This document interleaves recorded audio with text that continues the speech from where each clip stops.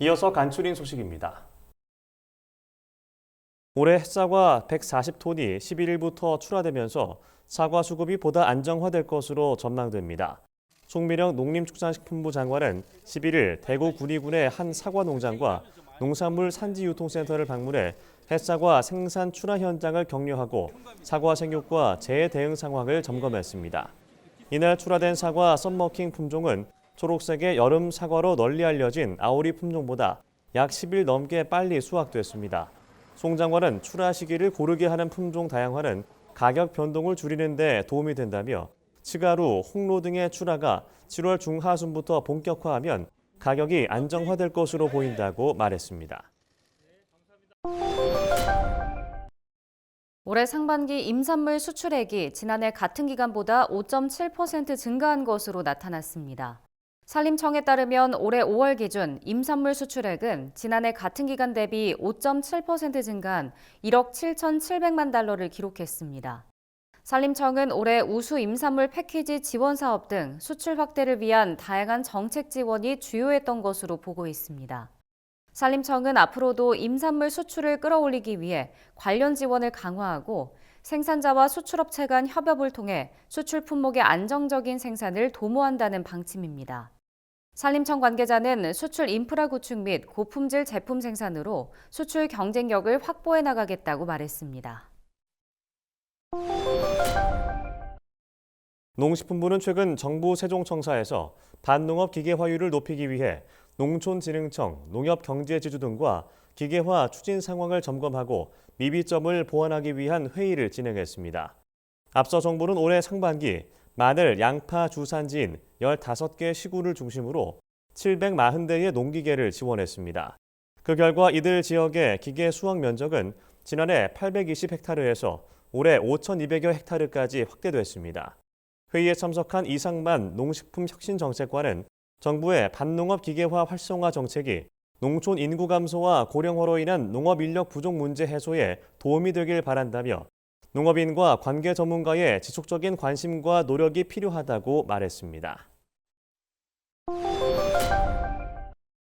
박희승 더불어민주당 의원이 국회의원 지역구를 획정할 때 농산어촌의 지역 대표성을 강화하는 내용의 법률 개정안을 대표 발의했습니다.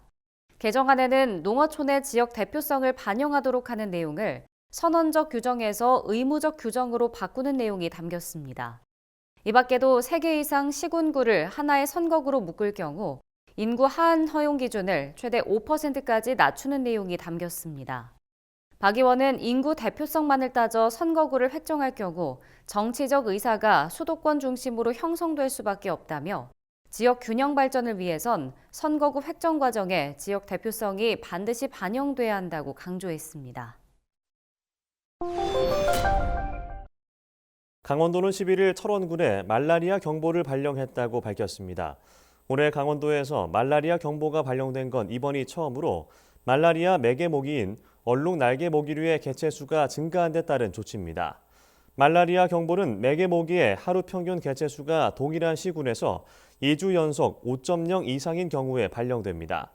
철원군의 매개 모기 일평균 개체 수는 지난달 셋째 주 5.14에서 넷째 주엔 11일 기록하면서 2주 연속 5.0을 넘은 것으로 나타났습니다.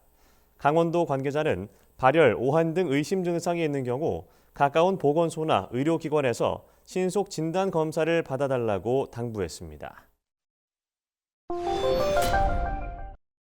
경상남도가 창원과 부산에 걸쳐 있는 부산 진해 경제자유구역을 경남 김해시와 거제시까지 확대하는 방안을 추진합니다.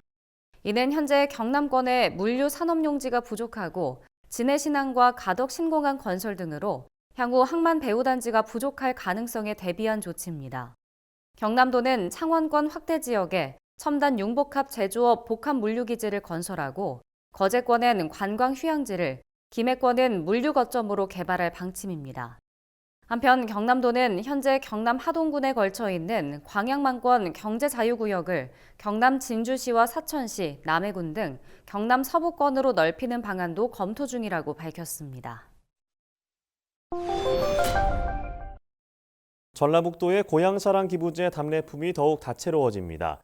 전북도는 최근 고향사랑 기부제 답례품 선정위원회를 개최하고 3차 답례품 공급업체를 추가로 선정했습니다. 이에 따라 총 89개의 다양한 답례품이 제공될 예정입니다. 이번에 추가 선정된 답례품은 볶은 서리태콩, 전처리 샐러드를 포함한 농산물 4종과 가공식품 3종, 지역 대표 막걸리 1종 등 총 11종입니다. 이 밖에도 기부자의 기부 효용성을 높이기 위해 도내 청소년 쉼터에 위생용품을 지원하는 재기부 프로그램도 추가했습니다. 전북도는 이르면 20일부터는 새로운 답례품을 기부자에게 선보일 수 있도록 필요한 조치를 완료할 예정입니다. 제주도가 대중교통 소외 지역의 이동권 보장을 위해 수요 응답형 옵서버스 운영을 대폭 확대합니다. 이에 따라 제주 한림읍, 한경면, 서귀포시, 성산읍, 표선면 권역으로 운행 지역이 확대됩니다. 옵서버스는 버스 수요가 상대적으로 적은 오후 2시부터 운행되며 오전엔 기존 노선버스가 운행될 예정입니다. 한편 옵서버스 확대 운영에 따른 혼란을 방지하기 위해 콜센터를 설치 운영할 계획이며 도민으로 구성된 상담원이 대중교통 이동 안내 역할을 담당할 예정입니다.